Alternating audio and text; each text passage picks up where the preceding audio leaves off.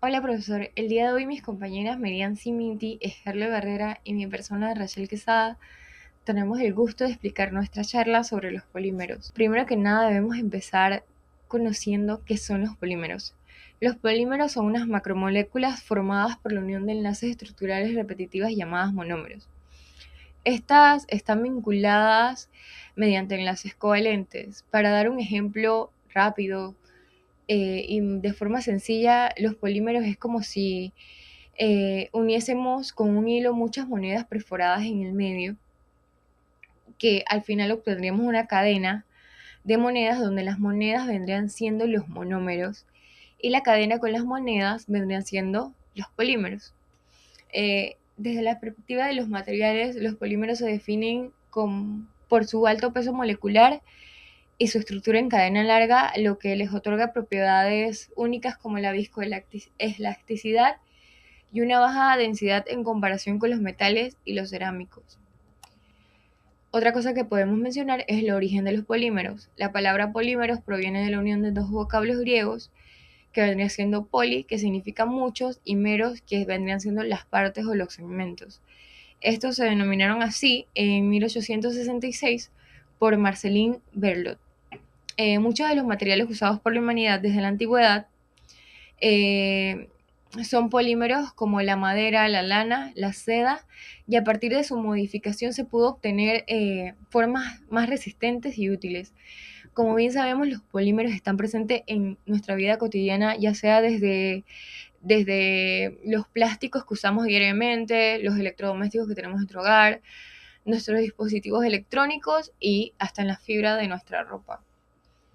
El primer polímero totalmente sintético se tuvo en 1907, cuando el holandés Leo Hendrik Biklek desarrolló la blanquelita a partir del fenol y el formaldehído. Perdón. La blanquelita vendría siendo una resina fenólica termoestable conocida por su alta resistencia química, térmica y el aislamiento eléctrico. Al ser un plástico termoestable, no se ablanda tras enfriarse, siendo ideal para componentes eléctricos, mangos de utensilios y tecnología antigua.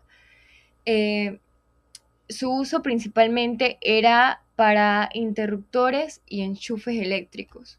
Ahora veremos los tipos de polímeros. Estos podemos clasificarlos según su origen, por su composición y por su reacción al calor. Por su origen, que sería de dónde vienen, los naturales, que vienen directamente de la naturaleza. Estos no los crea el ser humano. Son polímeros esenciales para la vida y la industria primaria. Estos podrían ser la celulosa, el almidón, la proteína y la seda. Tenemos también los sintéticos, que estos ya existen en la naturaleza, eh, creados enteramente por síntesis química, que son generalmente derivados del petróleo. Estos pueden ser el polietileno, el PVC y el nylon. Los semisintéticos, estos los fabrica el ser humano desde cero. Estos son prácticamente obtenidos mediante la transformación química de polímeros naturales para mejorar las propiedades. Un ejemplo de estos podrían ser el caucho vulcanizado y la nitrocelulosa. Por su composición, que esto es de qué están hechos, tenemos los orgánicos, poseen una cadena principal basada en átomos de carbono, está presente en la mayoría de los plásticos. Los orgánicos vinílicos, que tienen enlaces dobles de carbono, o sea, carbono-carbono, incluyen polifenias, estinéricos y acrílicos. Un ejemplo de estos pueden ser el poliestireno y el polipropileno. Los orgánicos no vinílicos, que estos además de tener carbono, tienen oxígeno y nitrógeno, y como un ejemplo de estos tenemos el poliéster, las polimidas y el poliuretano. Los inorgánicos, que su cadena principal no tiene carbono, se basan en elementos como el azufre o silicio. Un ejemplo de esto pueden ser las siliconas y los polisulfuros. Y por su reacción al calor tenemos los termoplásticos, que estos al elevar la temperatura se derriten, o sea que pasan a estado líquido y al enfriarse recuperan su dureza. Estos tienen un proceso reversible y reciclable. Sus cadenas están sueltas. Estos son enlaces débiles. Un ejemplo de ellos pueden ser las botellas, el policarbono y el PVC. Los termoestables, estos al calentarse se descomponen químicamente en lugar de fundirse. Estos no fluyen y forman una red tridimensional rígida de enlaces fuertes. Un ejemplo de estos pueden ser la resina epóxica y la blanquelita. Los elastómeros, que estos pueden deformarse al aumentar la temperatura, pero su característica principal es que recuperan su forma original y tienen una estructura de memoria elástica. Un ejemplo de estos pueden ser el neopreno, el caucho y la silicona. Proceso de formación.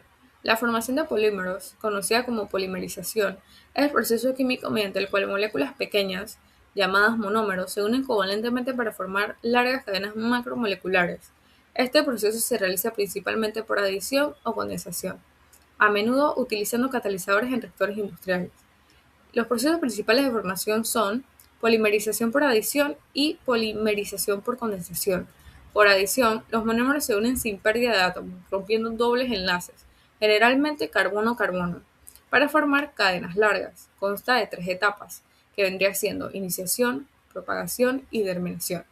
Un ejemplo vendría siendo el PVC. Por condensación, los monómeros se unen mediante reacciones funcionales, liberando una molécula pequeña, usualmente agua, eh, y ejemplos de esto vendrían siendo el nylon y poliéster.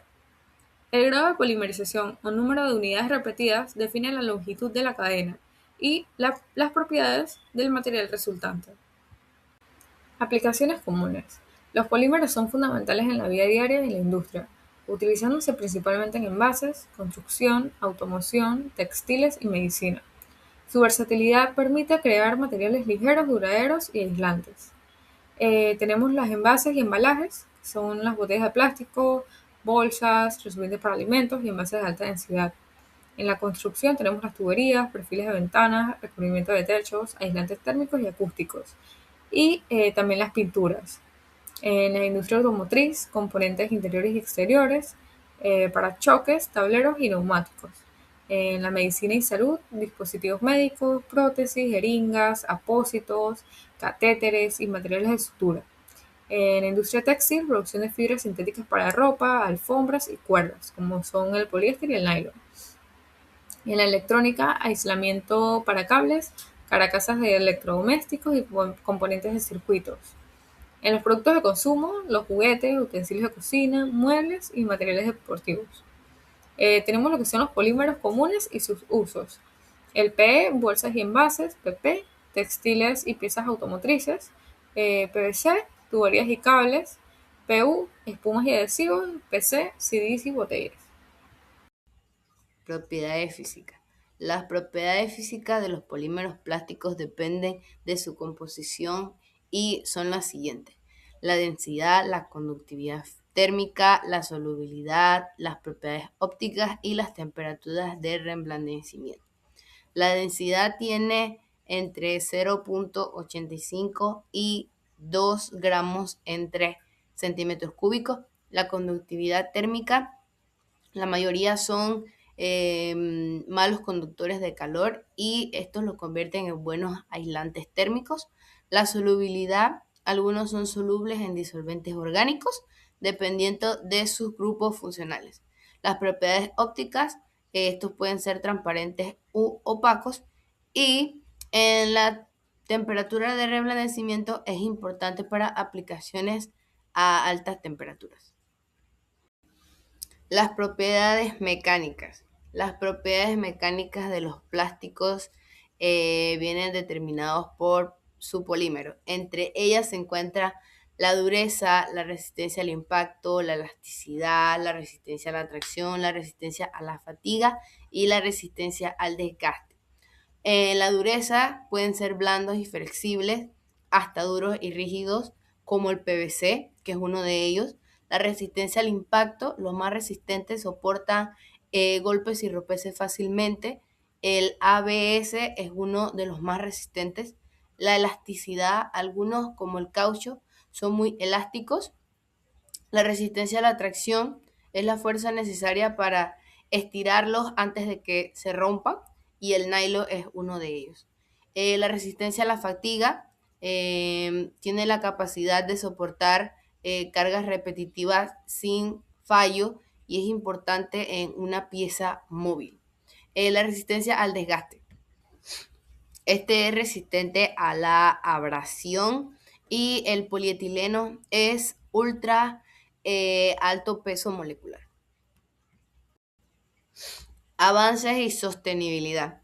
Se destacan polímeros diseñados con sostenibilidad por diseño, usando biorecursos para materiales no tóxicos y reciclables, con evaluaciones de ciclos de vida y de riesgos ambientales. También la sostenibilidad incluyeron temas como los procesos de productos limpios, remediación ambiental y técnicas novedosas de reciclajes de polímeros.